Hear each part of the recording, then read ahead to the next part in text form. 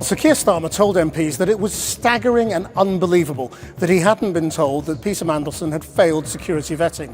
The opposition and some Labour MPs said the risks of appointing Mandelson had been obvious from the start and accused the Prime Minister of being deliberately incurious about the security checks. We know the Prime Minister personally appointed Peter Mandelson to be our ambassador to the United States. We know that Mandelson had a close relationship with a convicted paedophile. We know that he had concerning links with Russia and China. Does he believe himself to be gullible, incompetent, or both?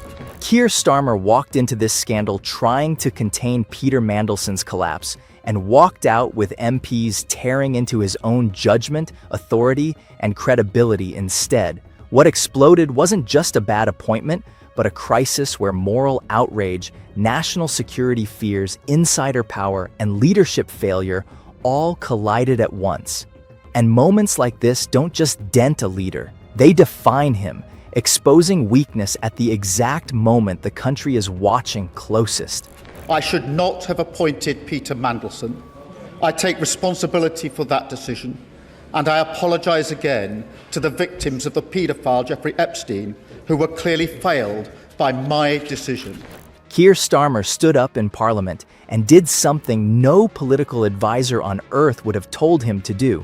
He admitted it, right there, in front of his own MPs, in front of the opposition, in front of the country. The moment a leader opens with a confession, the scandal stops being a theory and becomes a fact, confirmed in his own words. And what came next was brutal. It is information that I and the House had the right to know. Mr. Speaker, I know many members across the House will find these facts to be incredible.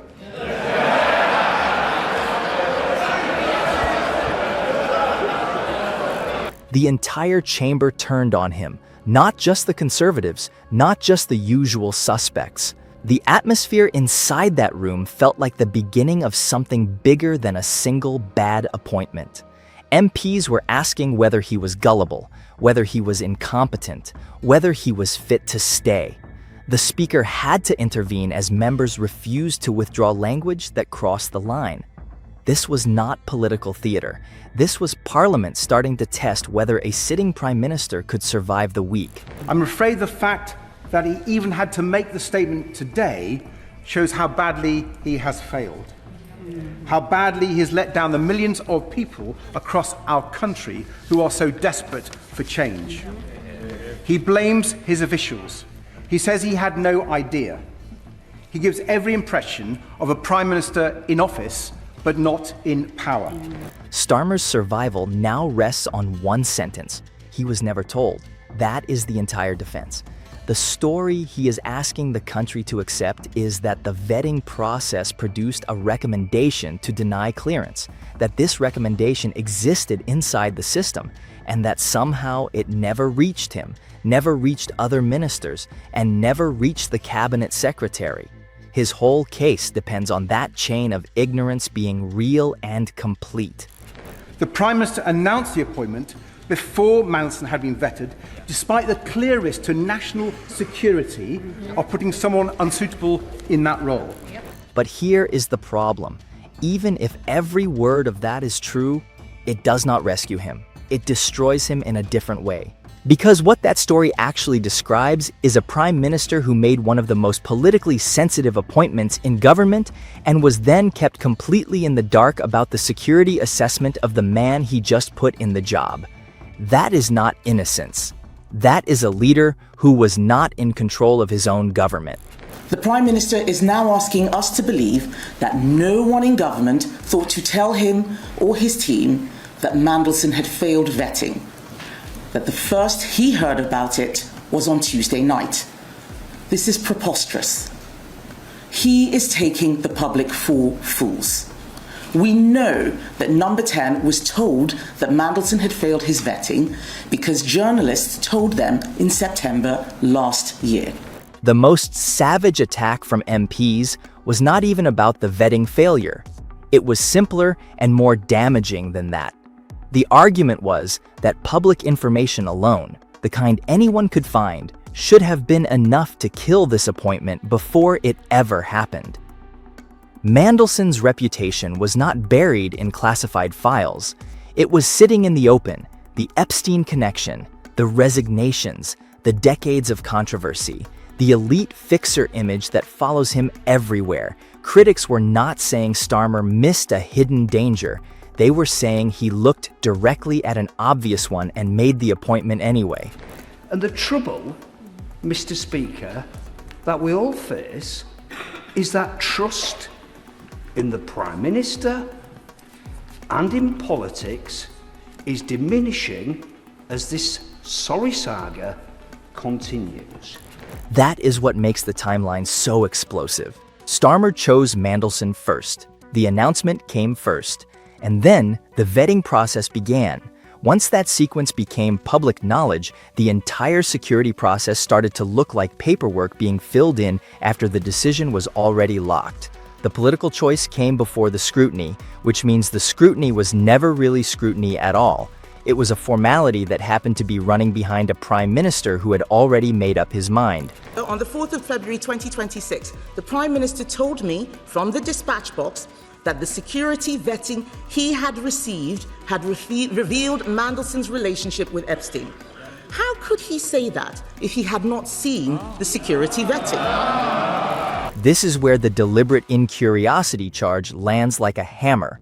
The question shifted from whether Starmer lied to Parliament to something far more corrosive. Maybe he did not know because he chose not to ask. Maybe the questions were never raised, because raising them might have produced answers that forced him to abandon an appointment he had already committed to publicly. That reframes ignorance as a decision, not an accident, not a failure of process, a choice to stay in the dark because the light was too dangerous. We needed a government of honesty, integrity and accountability.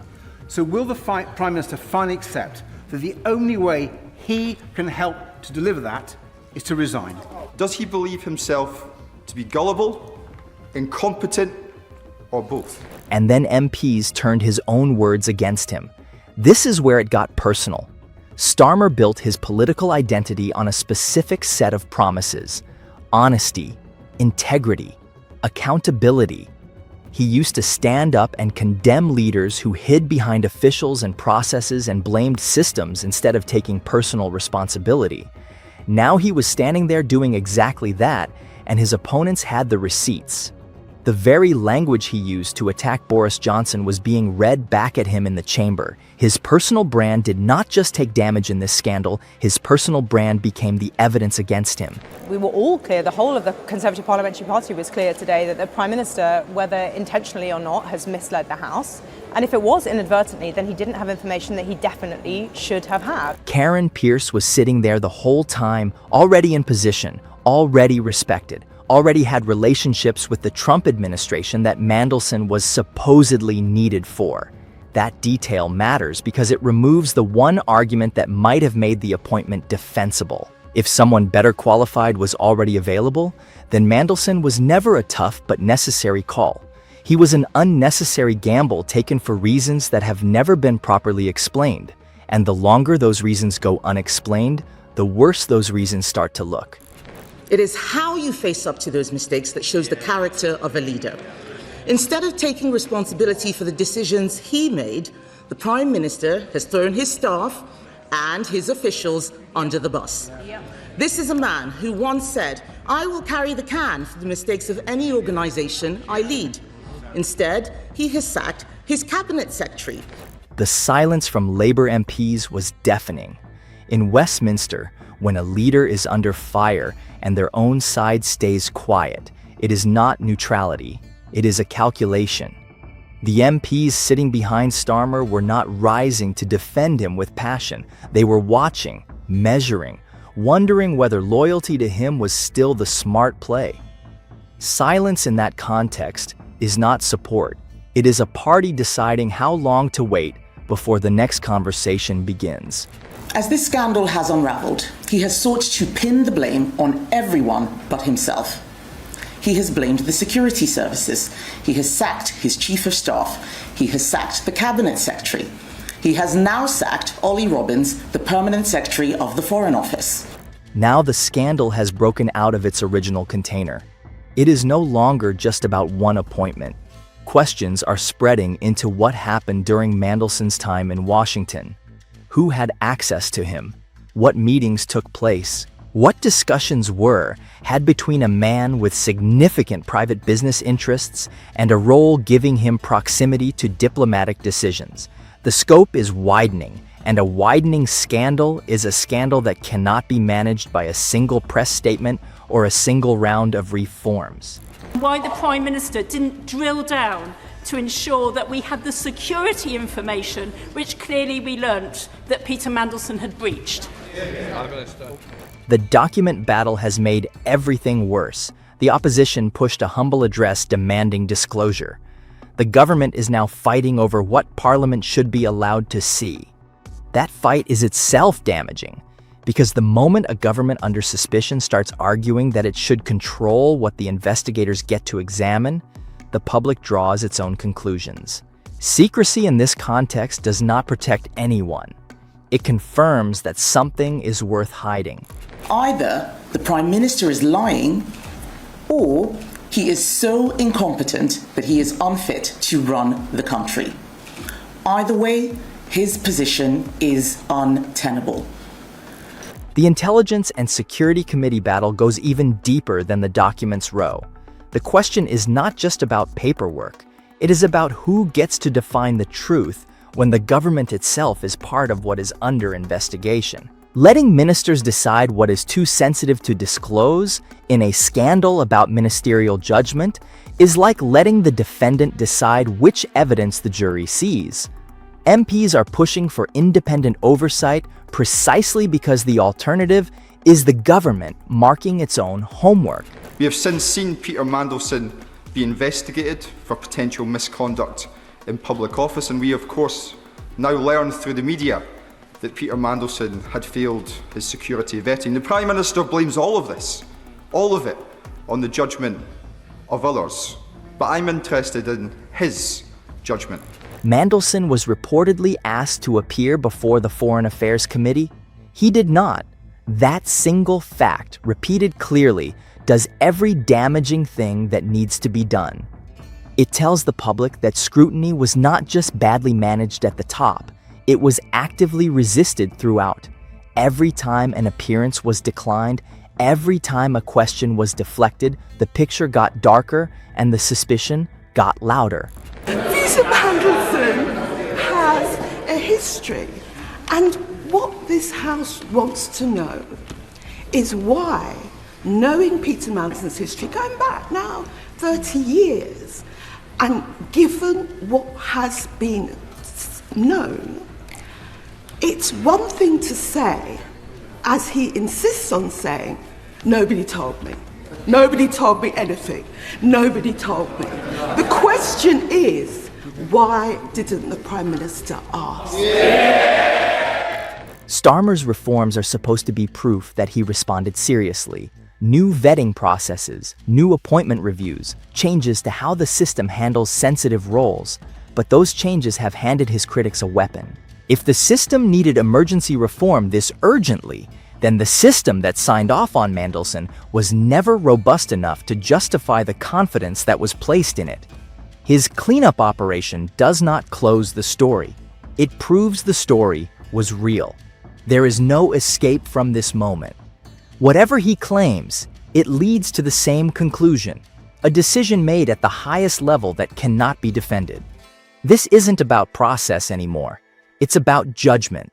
And whether the man making calls like this can be trusted with far bigger ones, that doubt is now public, permanent, and impossible to walk back.